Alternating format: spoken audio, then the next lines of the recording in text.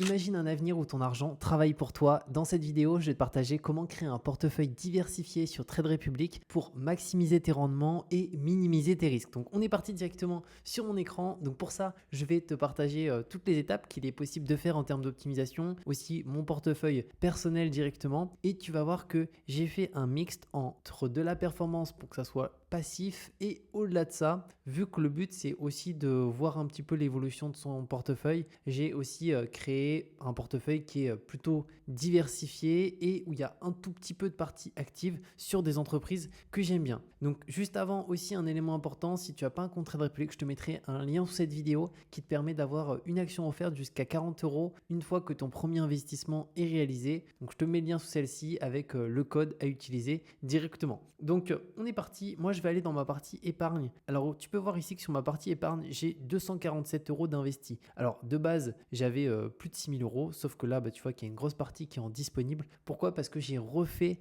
mon portefeuille de A à Z. Je vais te le partager et surtout, comment tu peux te créer un portefeuille diversifié vraiment en fonction de ce que tu souhaites. On va voir notamment si tu souhaites quelque chose de 100% passif où tu n'as même pas besoin de te connecter directement sur l'application, comment le faire, et aussi si tu souhaites avoir quelque chose un peu mélangé, actif et aussi un peu passif. Alors, moi, au niveau de mes investissements, tout d'abord, ils sont là. Alors, dans mon cas, j'ai vraiment voulu créer un socle passif. Donc, le socle passif, c'est une partie du portefeuille et la plus grande partie qui est en ETF sur un ETF large. Donc, dans mon cas, c'est dans du S&P 500 directement. Donc, plus de 50% de mon portefeuille est investi sur un ETF S&P 500. Et après, j'ai différents titres dans lesquels je crois, sur lesquels je suis investi directement. Alors, tu peux voir les performances. Alors, c'est les performances sur le court terme en soi. Donc, moi, ce n'est pas forcément quelque chose qui va m'intéresser. Ce qui va m'intéresser, c'est sur 5 ans, sur 10 ans, sur 20 ans. En sachant que, vu que c'est très compliqué de battre le marché, dans mon cas, je préfère avoir toujours le socle passif qui est le plus important, donc à travers un ETF large, comme ça aura la performance du marché. Après, peut-être que mes actions sous-performeront ou surperformeront, mais malheureusement, on ne peut pas le savoir à l'avance, encore une fois. Donc, c'est un élément qui est important. Donc, premièrement, si on souhaite faire en sorte d'avoir vraiment quelque chose de simple, de 100% passif, la chose que j'aurais fait si vraiment je ne souhaitais pas me prendre la tête du tout à ce niveau-là pour avoir du 100% passif, je prendrais juste un ETF. Donc ici, on peut taper le nom de l'ETF qu'on recherche. Donc là, on peut voir typiquement ETF. Si je vais sur cette catégorie-là, j'ai plusieurs ETF automatiquement qui me sont proposés. Donc imaginons, je pourrais me dire, OK, je veux un ETF monde. Là, on a la performance. On part sur un an, ça a pris 25% de hausse, ce qui est une excellente performance. Là, on est sur un ETF, la taille du fonds, c'est 79 milliards. C'est un fonds de chez BlackRock. On a quelques informations un petit peu plus là, notamment le coût, 0,20%. Il est capitalisant, il est en dollars et réplication échantillonnée. Donc, ce n'est pas une réplication qui est physique directement. On va en avoir d'autres si on veut comparer. Imaginons là, on en a un autre. Je crois que ce n'est pas le même. Celui-ci, c'est sur lequel je suis investi. Donc là, on peut voir les frais sont à 0,07. Par contre, ici, ce n'est pas un World, c'est un S&P 500. Donc l'idéal, c'est d'en avoir, si on souhaite vraiment quelque chose de passif, soit World le plus diversifié possible. C'est jusqu'à maintenant, ça a toujours un peu moins bien performé qu'un S&P 500. Par contre, à l'avenir, si les US diminuent en termes de capitalisation, pour le coup, ça pourrait être intéressant peut-être d'être plus exposé sur un World. Moi, dans mon cas, je crois tellement aux US que je suis que là-dessus. Mais voilà, c'est pas, encore une fois, c'est pas du coup du conseil en investissement ou quoi que ce soit. Je vous partage juste ce que je fais. Et là, on peut voir sur un an, on est à 27. Alors le World, on était à 25. Donc au final, il n'y a pas une très très grosse différence. Donc si on veut faire simple, au final, ce qu'on peut faire, c'est qu'on se prend un ETF, pour l'exemple World. Donc pour ça, je vais aller dans la barre de recherche, je vais descendre ETF. Et juste là, on en a plusieurs, mais on peut sélectionner la région. Donc imaginons là, nous, si on veut prendre le monde entier, on prend global, juste ici, on applique. Ensuite, là, on a plusieurs ETF qui ressortent juste ici. Donc, on a du Gold, on a du MSCI World. On peut prendre ici l'indice. Si on souhaite prendre un indice ici, pour l'exemple, Nasdaq ou S&P 500. Moi, dans mon cas, je vais directement pouvoir voir un peu ce qui m'intéresse. Donc là, du MSCI World. Lui, sur un an, il a 15%. Alors, lui qu'on a vu avant, c'était peut-être du Smart Beta, à voir. Il a 0,12 en termes de frais. Ensuite, de chez iShare, il a 25%. Ah, je pense que c'est juste qu'ils ne sont pas cotés sur la même devise. Celui-ci, il est en USD. Celui-ci, il est aussi en USD. Je sais pas trop pourquoi celui-ci, on peut voir qu'il est à 15,58% sur un an et celui-ci de chez iShare est à 25,03%. Bon, moi, dans mon cas, de toute façon, je favorise toujours iShare en général au niveau des ETF, BlackRock. Donc, pour l'exemple, imaginons, je souhaite me mettre sur celui-ci. Là, pour le coup, je peux cliquer sur acheter. Donc, ça me permet d'acheter tout de suite maintenant un certain montant. Donc, moi, vu que j'ai 5 000 euros sur mon compte, je pourrais acheter, si je veux, 100 euros tout de suite. Après, c'est pas très optimisé en termes de frais. Donc, moi, ce que je fais, c'est que je fais toujours épargner.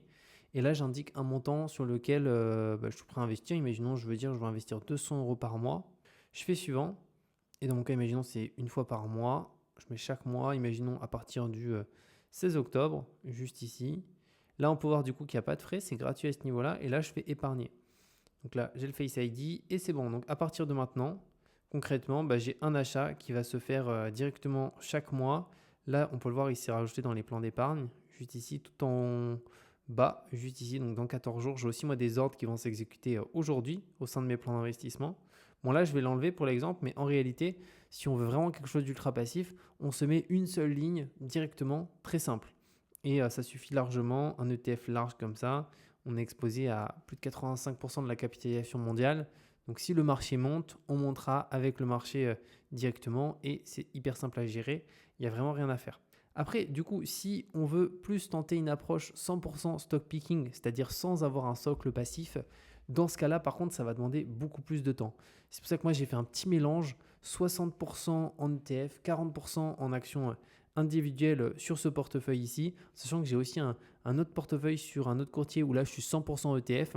Donc là, c'est plus ici du test en fait pour voir un peu qu'est-ce que ça peut donner directement et suivre ça au fur et à mesure et voir surtout certaines actions que je suis, un peu comment elles se comportent, même si je pense que ça va être très compliqué pour moi ici de battre un ETF S&P 500 parce que j'ai pas des informations spéciales sur ces entreprises que les autres n'ont pas. Je suis un investisseur particulier, j'ai pas d'avance, j'ai pas de lien spécifique avec certaines d'entre elles. Donc pour le coup, c'est assez complexe. Mais bon, moi en tout cas, c'est quelque chose que je voulais faire aussi pour partager sur la chaîne la différence entre sur le long terme, on verra un ETF S&P 500 et de l'autre côté des titres individuels. Et on regardera certainement d'ici, je vais essayer de faire tous les mois, mais d'ici même 2 ans, 3 ans, 5 ans, en restant sur cette répartition, est-ce que réellement les actifs individuels ont surperformé un ETF? Sur le court terme peut-être, mais franchement sur du très long terme, on verra, j'en suis pas sûr du tout. Donc ça, c'est aussi quelque chose qu'il est possible de faire, c'est d'utiliser, si vous voulez vraiment approfondir cette partie-là, actions individuelles, notamment des screeners qui vont vous permettre d'avoir des informations concernant la valorisation d'une entreprise, l'EBITDA, aussi la rentabilité précisément de l'entreprise, son évolution en termes de chiffre d'affaires, de bénéfices, ses marges, ses coûts. Et ça, c'est vraiment hyper important parce que c'est ça qui va faire aussi une grosse différence. Aussi, est-ce que cette entreprise, on peut voir qu'elle a une masse salariale qui est extrêmement importante, moins importante? Quelle est la rentabilité par salarié? Donc, toutes ces informations-là permettent d'avoir des informations sur cette entreprise, est-ce qu'elle est bien valorisée, sous-valorisée? Est-ce que c'est intéressant ou non? Donc moi, dans mon cas, comme je vous ai partagé, je suis là-dessus. Et après, si vous voulez investir du coup en plus stock picking, avoir un portefeuille d'actions individuelles, directement, alors là, ici, on a directement la possibilité de trier par action. Donc là, on a plein d'actions qui nous sont affichées, mais on peut trier par pays. Si, imaginons, je souhaite avoir des actions, pour l'exemple, on va prendre des actions françaises juste ici. Automatiquement, là, j'ai des actions qui sortent. Imaginons LVMH.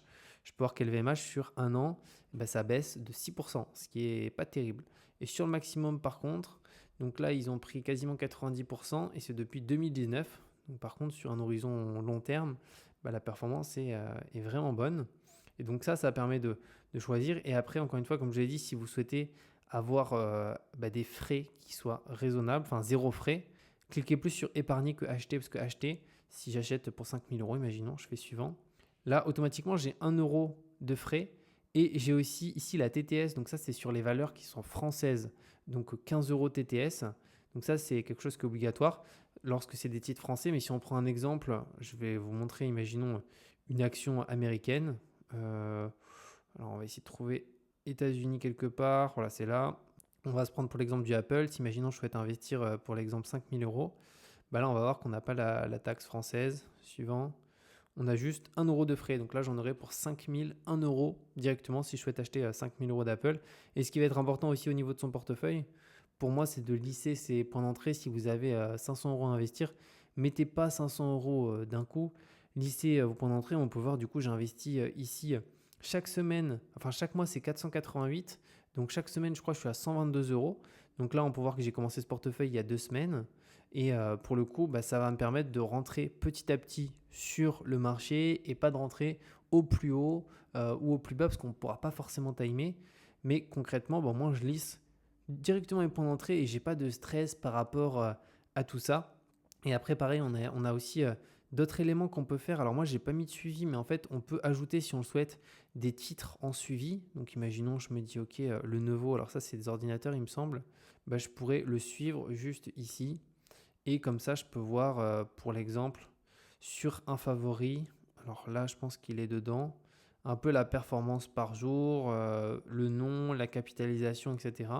Bon, moi, ce n'est pas forcément quelque chose que je fais. Donc là, je vais l'enlever pour l'exemple. Je ne suis pas forcément d'entreprise. Mais si vous voulez suivre certaines entreprises, voir où est-ce qu'elles en sont en termes de hausse, en termes de baisse, en termes de capitalisation, c'est quelque chose qui est 100% possible. Donc voilà par rapport à cette vidéo sur comment créer un portefeuille. Moi, dans mon cas, comme je vous l'ai partagé, j'ai un socle vraiment passif, plus de 60% du portefeuille. Et après, ici sur ce portefeuille-là, j'ai à peu près 40% qui est investi en actions individuelles. Mais c'est un portefeuille aussi que je souhaite partager sur la chaîne où il se passe des choses. Donc c'est pour moi un portefeuille aussi où il y a un risque à prendre en considération parce que certains titres, pour moi, certains titres peuvent aller à zéro alors qu'un ETF n'ira jamais à zéro. Il y a toujours les meilleures entreprises, à part si toutes les entreprises feront faillite. Donc c'est un portefeuille qui est un petit peu plus risqué, mais c'est pour ça que c'est important en fonction de votre profil, de votre âge, votre appétence au risque, de construire le portefeuille qui vous correspond le plus, pareil par rapport au temps que vous avez. Si vous avez énormément de temps à y allouer, là pour le coup ça peut être pertinent de vous dire moi je vais y consacrer beaucoup de temps, c'est un domaine qui m'intéresse, j'ai un pourcentage en actions qui est assez important, mais il faut savoir que quand même le risque de sous-performer un indice est très élevé de manière générale parce que les pros déjà y arrivent quasiment pas. Donc c'est quelque chose qu'il faut vraiment regarder à ce niveau-là. Comme je l'ai dit, je vous mets un lien dans cette vidéo si vous souhaitez directement utiliser Trade Republic pour investir, notamment à travers des plans d'investissement pour avoir 0 euros de frais de transaction à ce niveau-là. Ça vous permet d'avoir une action offerte jusqu'à 40 euros après le premier investissement et on se retrouve de toute manière très bientôt pour de nouvelles vidéos.